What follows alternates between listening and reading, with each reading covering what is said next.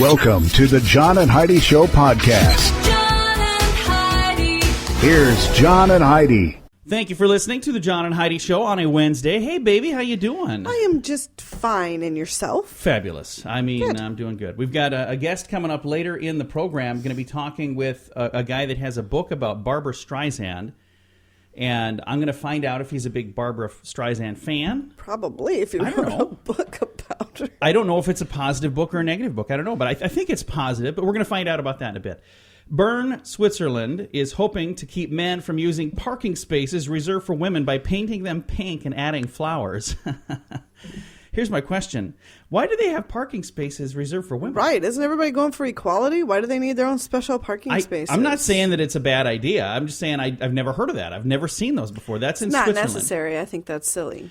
A few engineering students from Cranfield University in England have created the ultimate boy toy. It's a full-size remote-control Hummer H3. Took the students about a month to convert a $78,000 vehicle into an oversized child's toy. Dr. James Brighton, who masterminded the project, said, "Everyone will be amazed by the handling ability. The best any radio-controlled vehicle has to date." A $78,000 vehicle they turned into a remote-control car? I would think that could be very dangerous. Yeah, I kind of wonder... Because I've run into people with little remote control cars. Whoops. Sorry about that. Sorry, Grandma. All right. We got some special things going on today. We'll tell you about that in a bit. John and Heidi. Today is a special day, Heidi. Do you know what today is? What is today, John? I thought you'd never ask. It's Wednesday, July the 20th. Today is International Cake Day. Oh, I love We cake. got to celebrate that one. It is also Moon Day, so be sure to moon somebody. No, I mean, it's to look at the moon. That's the one. It's also Space Exploration Day. You ever done that? What's that? Looked at the moon? Mooned someone? Probably you. We're married, so inadvertently, I'm sure I've done that. Hey, it's National Lollipop Day. Changing the subject. You've never done it on purpose, like to somebody? Why would I, Heidi? I have. I can't imagine that anybody is surprised about that. I have many times. National Lollipop Day. Take your poet to work week. Oh, boy. And World Jump Day. So let's get out there and jump around while we're mooning people, according to Heidi. And enjoying a lollipop, of course, on this Wednesday, the 20th day of July. Whether you're an experienced shooter or someone new to self-defense, Front Sight Firearms Training Institute has a course for you. You may recognize Front Sight from their reality TV show filmed at this private range 45 minutes west of Las Vegas. A Diamond Lifetime membership is $15,000, but we have a special price of just $3,000 available now only at radiosavings.com. This lifetime membership allows you to take over 50 courses as often as you'd like at Front Sight Firearms Training Institute. Get this deal right now at radiosavings.com. You know it's true because you heard it on the radio. Need a new car? Need a free one? Maybe you could find a little old lady in Columbus, Ohio. Adam Brooks of Columbus, Ohio, and an elderly woman were involved in one of the most cordial robberies ever. Brooks, his theft of a 76-year-old's car involved many questions and helpful answers. Adams told her that he didn't want to hurt her. He just wanted to steal her car. He even asked if she needed to take any medication out of the car first. Aww. He then took her car keys and headed to the garage to take her car, only to come back into the house and ask where the garage door opener was. The lady obliged, and then he left. Then he came back again and said the garage wasn't opening. She told him the button sometimes sticks, and you have to push it really hard. He left again, but you guessed it, he returned one more time, and he said he only knew how to drive a stick. She told him to put her automatic transmission car into drive. You just click it into D, and then he drove away. And he never came back. My. Brooks, by the way, has been charged with delinquency, counts of aggravated robbery, and kidnapping. But I've never heard of a story where somebody was so polite in helping somebody steal their car. Yeah, it sounded like they were just having tea. Yeah, Adam That's Brooks, and it doesn't have the lady's funny. name, but she was a 76-year-old woman in Columbus, Ohio, and he was struggling to steal her car, and she was extremely helpful in helping him do that. I That's don't funny. understand why you'd want to steal somebody's car. That just doesn't make any sense to me, because it's not like you get to keep it. You know, that car, you're going to be driving around, it's reported stolen, you're going to get arrested. It's just a dumb thing to steal. I don't know why you would... Not that there are smart things to steal. I'm not trying to convince you to steal other things. Don't steal things. That would be the better way. Steal. But of all the things to steal, why would you steal a car? Because as soon as that's reported stolen, you're going to get arrested. So it just doesn't make a lot of sense. But this kid and I guess it doesn't have her name. Mr. Brooks was his name, and her name is not in the story. At least they got along well, and that's nice. And nobody was hurt. Nobody was hurt. And you know it's true because you heard it on the radio. John and Heidi. The John and Heidi Show is brought to you in part by the Keystone Treatment Center. This is your brain, and this is your brain on drugs. We share silly stories here on the program, but addiction is no joke. If you or someone you know suffers with an addiction to drugs or alcohol, make today the day you seek help. Call toll-free 844-204-1055. That's a toll-free number. Again, 844-204-1055. And this is your brain on drugs. Not even an FBI agent is totally immune from acting strange when his brain is on drugs. Robert Klimmer, he was arrested for DUI in Las Vegas, found to have blood alcohol content of 0.306. Ooh. 4 times the legal limit. He's an FBI agent, by the way. This was after he was pulled from a burning wreckage of a 2004 Chevy Silverado. He had jumped the curb and the thing started smoking and then caught fire.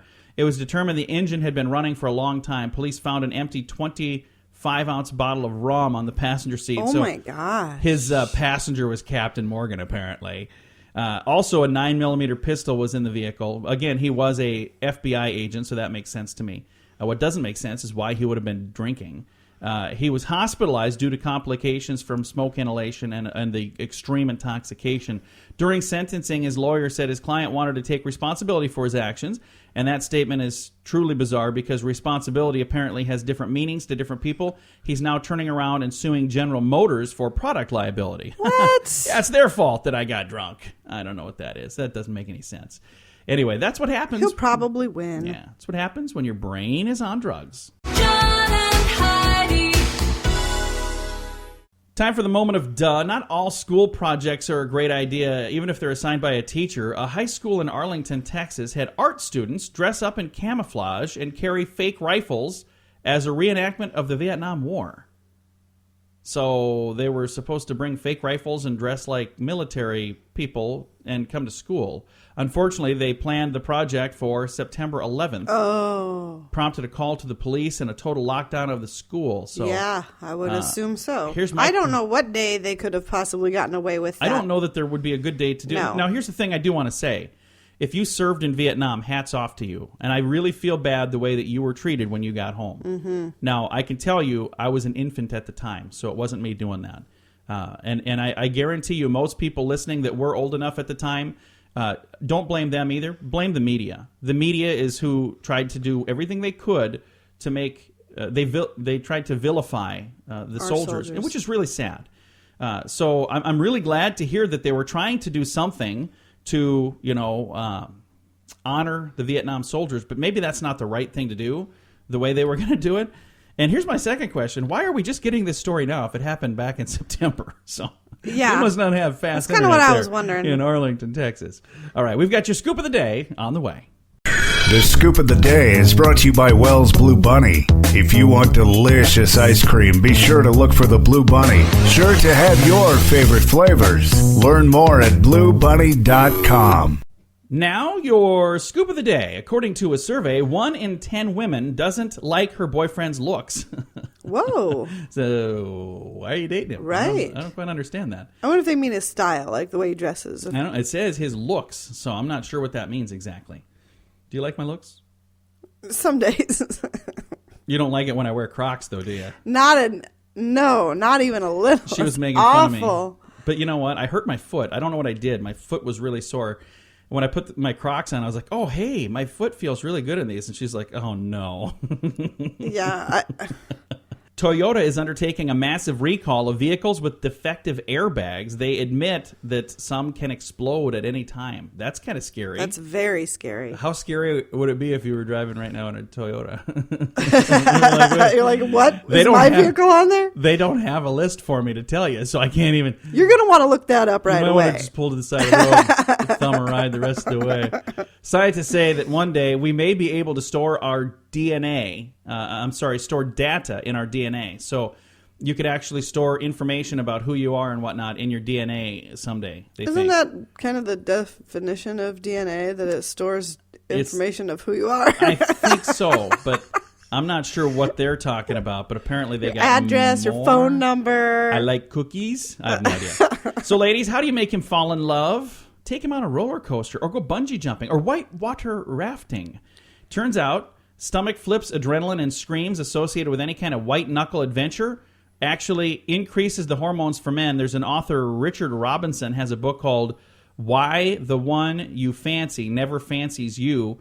In there, they talk about how the hormones, phenylethylamine, I'm sure I got that Sure, right. that's correct. They talk about that. It's an important component in the science of attraction, and it is secreted when you see someone you really like.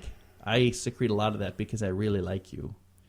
That's only because I took you on one of those really super exciting first dates. We went to a tree museum. Oh, it was fascinating.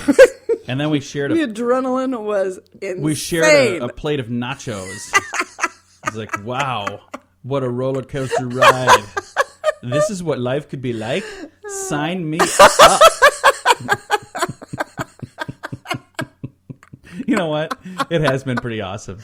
All in all, it really has. Yeah, we've had too much adrenaline here lately. I'm ready for some of that to go away. Can we find a flat spot on this roller coaster and coast for a while? Hey, British scientists have developed a new melt-proof recipe for chocolate. Do we need this? The heat-tolerant chocolate developed by Cadbury engineers remains solid even when exposed to temperatures over 104 degrees for more than 3 hours. That can't be easy to digest, No, then. that's what I'm thinking. You're eating chunks of what? Concrete? Wax? I have no idea what this is. The Cadbury people, okay, just keep focusing on those delicious eggs and just focus on that. Don't try to make concrete chocolate. That's a bad idea. And our final story here for our scoop of the day, smoking damages the body in minutes rather than years. According to research in the U.S., a report published in Chemical Research Toxicology shows that chemicals which cause cancer form rapidly after smoking. Scientists involved in a small-scale study described the results of a stark warning to people considering smoking. The long-term impact of smoking, from heart disease to a range of cancers, is well known, but this study suggests this damage begins moments after the first cigarette is smoked. It does not take years. It takes minutes, according to this study. So there you go. Now, if you were trying to quit, there's like a national quit line. I don't have that number memorized. I should. But I will do this. I'll put the information at facebook.com/John and Heidi Show. John and Heidi. This has been quite an election so far, and we've got a long ways to go. Stay informed at politicalstorm.com. It's a cool site with political news and information on the campaigns, plus a place to chime in and have a say in what you think. If you're into politics, you need to check out politicalstorm.com. Get informed from several different sources all in one place. Listen to podcasts like mine and learn about current election topics, read fun editorials, and engage your brain. It's your country. It's your vote. It's your voice. Politicalstorm.com. That's politicalstorm.com. John and Heidi. Thank you so much for listening to the John and Heidi Show. We got a special guest joining us today. We have Neal Gabler, and he's the author of a book called Barbra Streisand, Redefining Beauty, Femininity, and Power. Neal, how are you, sir? I'm doing very well. Thank you. The book is a fairly recent book, but how long have you been a fan of Barbra Streisand? Is this something that you've been a fan for all your life? You know, the funny thing is, when I started writing this book, I wouldn't say that I was that I adored Barbra Streisand. I liked her. I'm one of the rare people who would say this. I liked her better as an actress than as a singer. I wrote the book because I thought she's an important figure in American culture, and I didn't think that anyone had really made that assessment as to how important she is. But the more you listen to her, and I listened to her a lot as I was writing this book, the more the cold admiration turned to warm admiration. And so, yes, now she's won me over. I'm a big Barbra Streisand fan now. Though, again, I didn't start out that way. Well, that's really cool, and it's neat that during your journey of putting the book together, that you became a bigger fan. That's really kind of a neat thing. I think I went through part of the process that a lot of her fans went through, Yeah. which is you sort of discover her and then realize the things that make her great. Now, what was it that made you decide to do this book? I know you've done other books in the past. We'll talk about some of those, but what was it that made you say, I got to do a book about Barbra Streisand? Well, this book was written for a series that Yale University Press is putting out, which is called Jewish Lives. And they'd approached me to do a volume for this series, as they've approached 100 other authors. And I wanted to select someone who I felt really reshaped our culture, someone who redefined how we look at the world. And in fact, the subtitle of the book is Redefining Beauty, Femininity, and Power. And I think Barbra Streisand did that. You know, before Barbra Streisand, there was never a movie star who looked like Barbra Streisand. There was never a movie star who was as ethnic as Barbra Streisand. There was never a movie star who acted the way that Barbra Streisand acted. So, you know, I thought, here is a woman who really reshaped our perceptions of beauty, femininity, and power. And those were really the spurs for my wanting to write this book. And one of the things that's really neat is the way that she just owns that. You know, she is who she is, and she's not ashamed of who she is. She loves who she is, and other people love her for that very reason. John, you are so right. I mean, let's go back to the beginning of her career. You know, she was always an outstanding singer. In fact, she didn't value singing very much. She always wanted to be a movie star because singing came so easily to her. But at the very beginning of her career, even reviewers would say she needs a nose job. She's never going to make it without a nose job. Nose job, nose job, nose job, nose job. Now, most young women, and she was very young when she started out, she was a teenager, in her position would have said, all right, you know, everybody's telling me I'm never going to make it without a nose job, I better get a nose job. But she resisted it. She said, I'm not getting a nose job because, as she put it, it would betray who I am. That's not who I am. That took a lot of guts for somebody who was 19 years old. Well, and you know, God made her that way. That's the way she should be, right? That's exactly how she felt. And, of course, it's because she didn't get a nose job in some respects and because she looked the way she looked that she had the kind of attachment to her audience and they to her that she had. As she once said, she said, you know, I was the girl that nobody asked to the prom. But that's the reason, you know, that every girl who wasn't asked to the prom can identify with me. Well, and we were just watching a movie the other day. We were watching the movie Dirty Dancing, and Jennifer Grey was in that movie. And she was also in Ferris Bueller's Day Off. And she had a very vibrant career in the 80s. And she had a nose job because she had, you know, a very similar look to Barbra Streisand. But she had a nose job, and she's absolutely beautiful now, but she's also not working now. You never see her in anything because she had a very signature look that, you know, she was being cast in roles that she was the perfect fit for.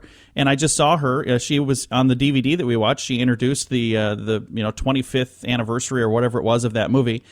And she's beautiful. She absolutely is stunning, but you don't recognize her. And I noticed that, you know, she's really not in a whole lot of stuff anymore. So think about what would have happened to Barbra Streisand's career had she said, you know what, you're right, I'm going to go and I'm going to change myself to look like everyone else. Well, now you look like everyone else. No, I think that's very perceptive, and it's true because you lose your personality. And Barbra Streisand built her career on that difference. In fact, the whole idea was, you've never seen anybody like me before. Yeah. And that was very empowering for not only a lot of women, but for a lot of men. She's got a huge gay following, because I think a lot of people felt that, you know, there was this difference that she had and that they had that they could plug into. In some way, you could say that Barbra Streisand is the entertainer of the marginalized, of those people, you know, who never felt empowered. And she, by being successful, empowered them. Very cool. The book, again, is called Barbra Streisand, Redefining Beauty, Femininity, and Power. And we're going to talk about where you can get that book in a moment. But first, Neal, let's talk about some of your other books, because you've got 4 other books that are fascinating titles. And it's interesting that the differences in the books that you have. So the first one here I see is An Empire of Their Own, How the Jews Invented Hollywood. Now, what was the premise of putting that book together? The premise of putting that book together was there's something very interesting about Hollywood that seldom really gets addressed, and that is that every major studio was founded by, and for 3 decades operated by, an Eastern European Jewish immigrant or first-generation American. And I thought, you know, if every auto company had been founded by, say, a Swedish immigrant, somebody would have written a book about the Swedes in the auto industry. Yeah. But nobody wrote a book about the Jews and the motion picture industry, in part because they felt, well, it might be read as anti-Semitic, because I'm Jewish and nobody could read it that way.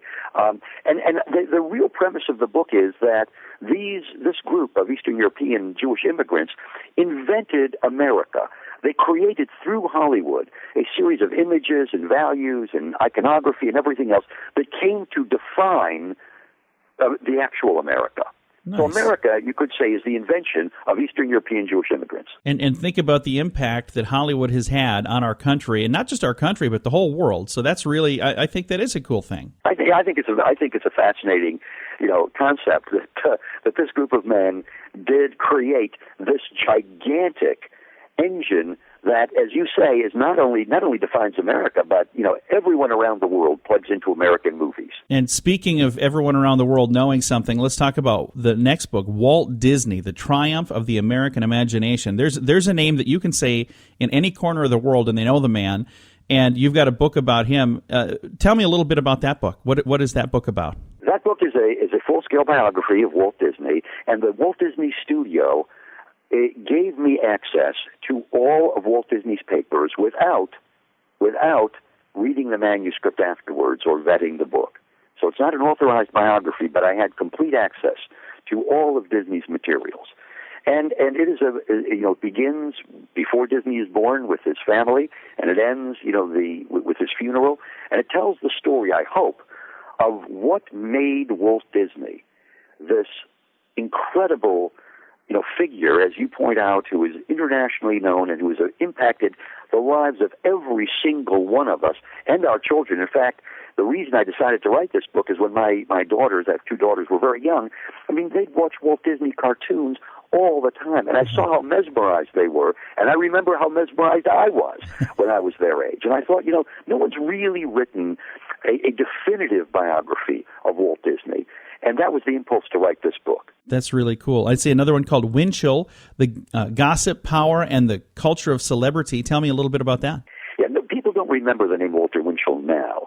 But in his heyday, Walter Winchell was the number one newspaper columnist in America, 50 million readers a day. He was the number one radio broadcaster in America. He had a radio show that was listened to. I mean, they used to say that if you walked down the street in the summer when people's windows were open, when his show was on, you could hear that show as you walked down the street because everyone was listening to it. I mean, there's nobody even comparable today, not an Oprah Winfrey or Howard Stern or, you name it, because he was sui generis, and he was also the first gossip columnist. So he invented the whole idea of the gossip column.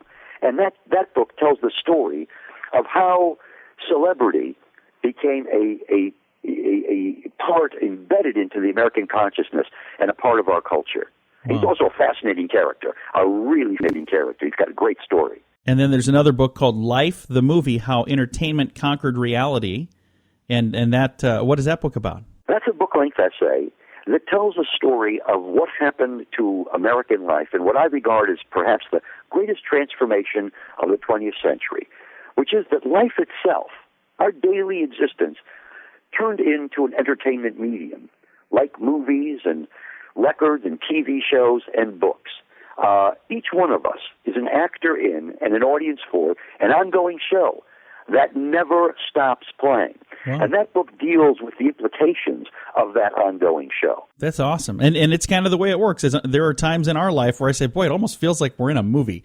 So that's true. Doesn't it feel that way? Yeah. And then when you look at our politics, our politics are basically like a movie. When you look at our sports, when you look even at religion, how much of religion now is had to conform to the notion of entertainment in order to keep congregations. Journalism clearly is as much an entertainment medium as it is an information medium. So the book really deals with how far-reaching this transformation of our culture has been. And that takes us to your current book, Barbra Streisand, Redefining Beauty, Femininity, and Power. Neal, where can we find a copy of this book? Well, I hope it's at your local bookstore, but if not, of course, you can always go to Amazon and it'll be available there. Well, I really do appreciate you taking the time. I know you've got other interviews to get to. Thank you for taking the time to chat with us, and thank you for writing about this. I think this is a really cool topic, and I'm glad that somebody thought to do it. So thank you again for doing that. John, thank you very much for having me on your show. I do appreciate it. Glad to have you. Again, Neal Gabler is our guest today. The book is called Barbra Streisand, Redefining Beauty, Femininity, and Power. It's available wherever you like to buy your books. Thank you so much for listening to The John and Heidi Show. John and Heidi.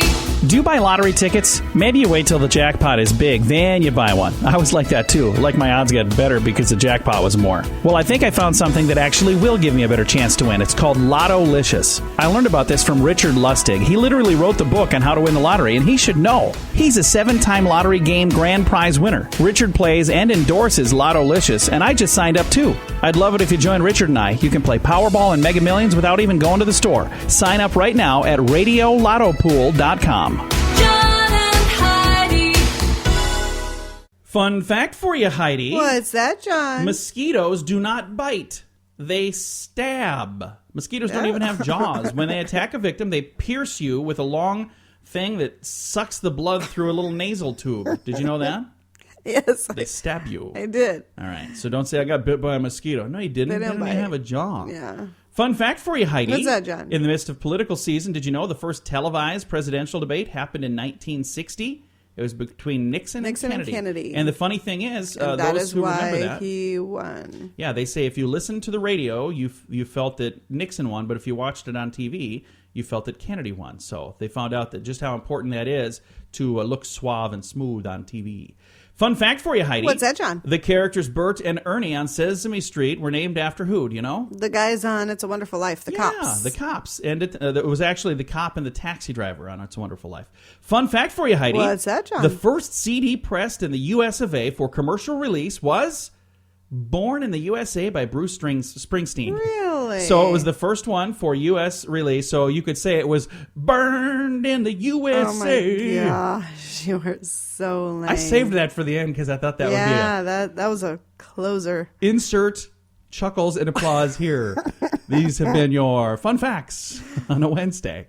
Whether you're an experienced shooter or someone new to self-defense, Front Sight Firearms Training Institute has a course for you. You may recognize Front Sight from their reality TV show filmed at this private range 45 minutes west of Las Vegas. A diamond lifetime membership is $15,000, but we have a special price of just $3,000 available now only at radiosavings.com. This lifetime membership allows you to take over 50 courses as often as you'd like at Front Sight Firearms Training Institute. Get this deal right now at radiosavings.com. Thank you for listening to the John and Heidi Show on a Wednesday. Most common things men do that annoy women. So before we even read this, what kind of stuff do I do that annoys you?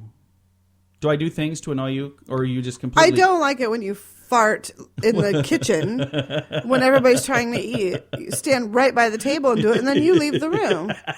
That's disgusting. just People do are it. I'm I'm just trying to share. That's all. So gross. Well, let's see if that made the list. That is so specific.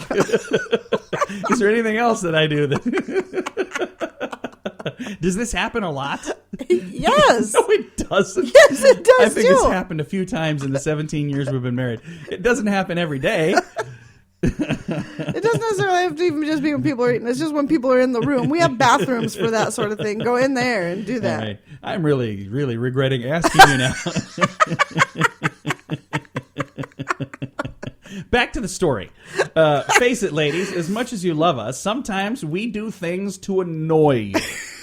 Many times we have no idea what sets you off either. Here are a few things. These are the most common things men do to annoy women according to Men's Health. Not picking up after ourselves. Oh my gosh, that drives me insane. Well, then why didn't you use that as the example?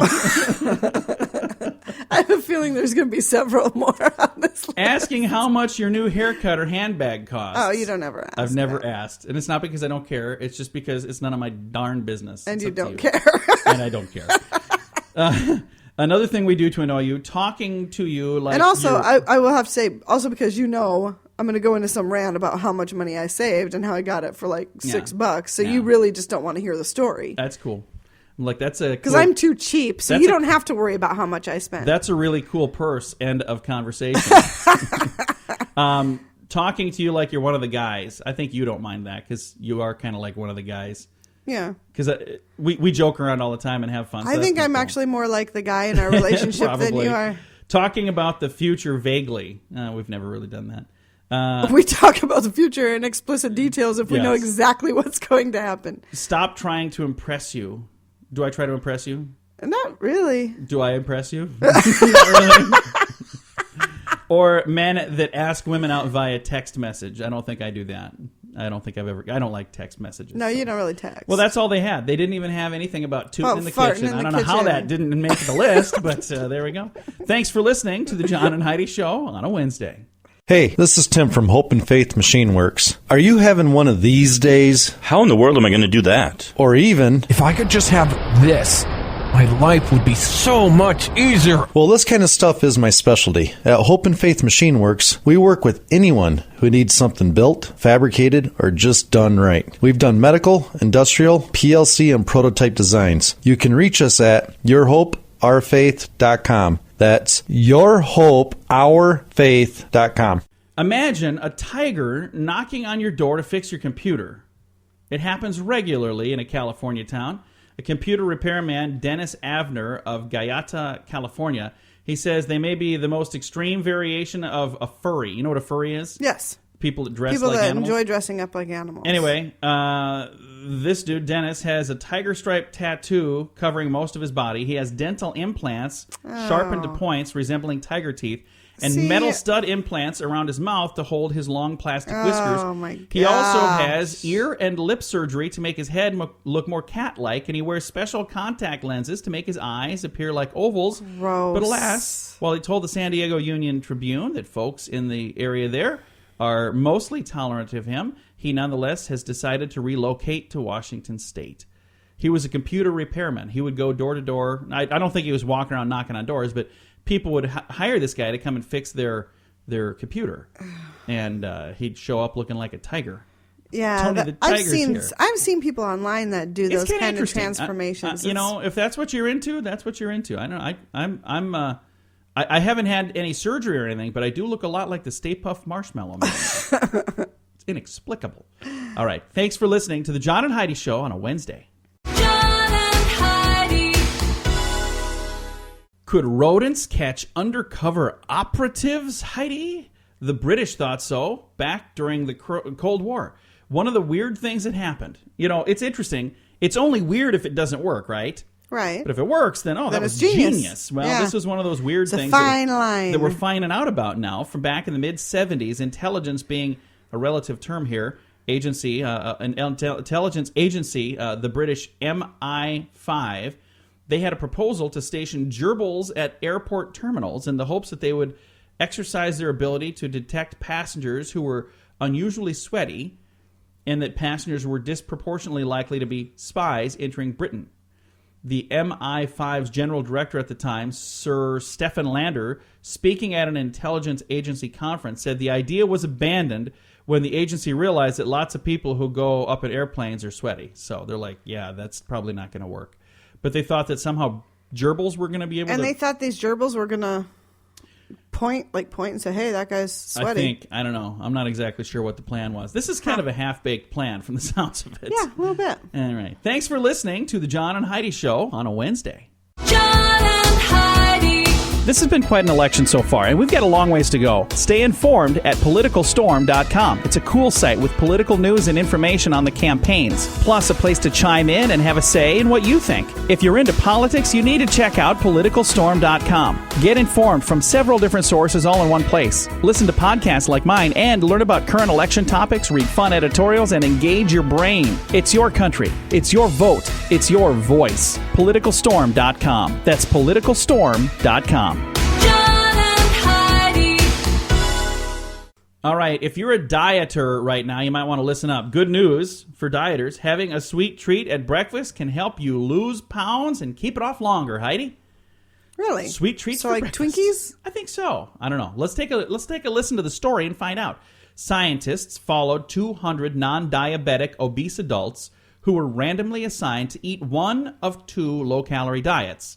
Although both diets had the same number of calories daily, one included a large breakfast with a sweet treat like a donut, while the other allowed for a larger meal later in the day. Now, the research from the Tel Aviv University said those who consumed the carbohydrate and protein-rich 600-calorie breakfast were more successful at sticking to their diets than those who had only 300-calorie morning meal and a bigger meal later in the day. They found that halfway through the 8-month study, participants in both groups lost an average of 33 pounds per person.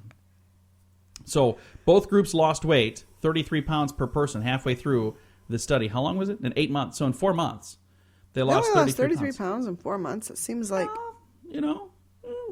It doesn't say they were doing exercise or anything. They were just doing this diet. That's not bad. If you lose 33 pounds in 4 months just by eating breakfast, I'd do that. Anyway, their information there is from Tel Aviv University, and they're basically saying if you want to stick to your diet, have a good, solid breakfast, because then you're going to be able to stick to your diet a little bit better. That's what everybody says. I just don't have time for breakfast. Well, we need to make time for breakfast, Heidi. How many times have I made you breakfast in bed?